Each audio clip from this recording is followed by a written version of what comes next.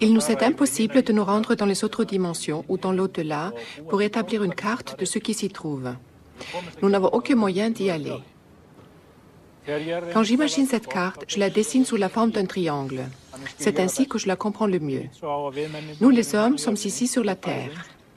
Nous y naissons, vivons un moment et mourons. Ensuite, nous allons dans l'au-delà pour revenir vite. Ceux qui se sont réincarnés peu de fois restent peu de temps dans l'au-delà. En revanche, ceux qui se sont réincarnés souvent partent plus loin, plus longtemps avant de revenir. Entre ces deux mondes, il y a les morts qui n'ont pas réussi à aller dans la lumière. C'est le seul niveau dans l'au-delà dont nous pouvons dire que nous recevons des choses mauvaises et problématiques. À l'étage au-dessus, il y a ceux qui ont terminé les cycles de réincarnation. Ils y attendent les autres membres de leur groupe. Au départ, il semblerait que nous arrivons sur Terre en groupe. Certains disent que ce sont des groupes de 1000 à 1500 âmes.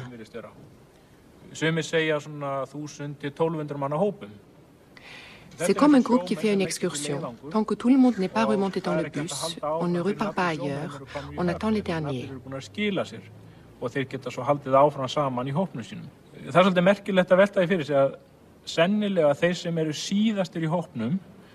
C'est intéressant de considérer que les derniers à rejoindre le groupe semblent avoir accès à toute la connaissance rassemblée par les membres du groupe.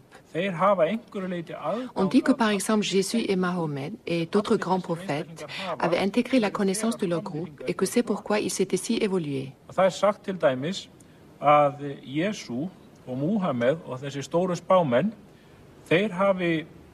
Ils s'étaient beaucoup plus évolués qu'un individu peut espérer l'être dans une seule vie.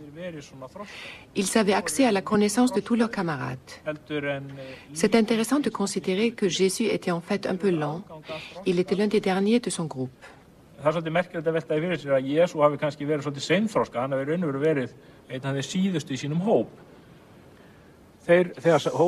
Une fois ces groupes rassemblés, ils montent sur ce plan où ils fusionnent pour devenir des entités.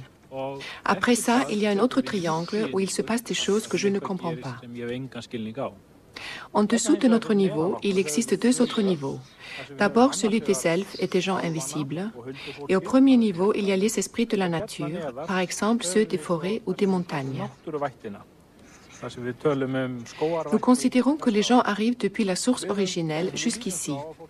Ils naissent sur Terre et ensuite ils évoluent vers quelque chose de supérieur qu'on ne connaît pas.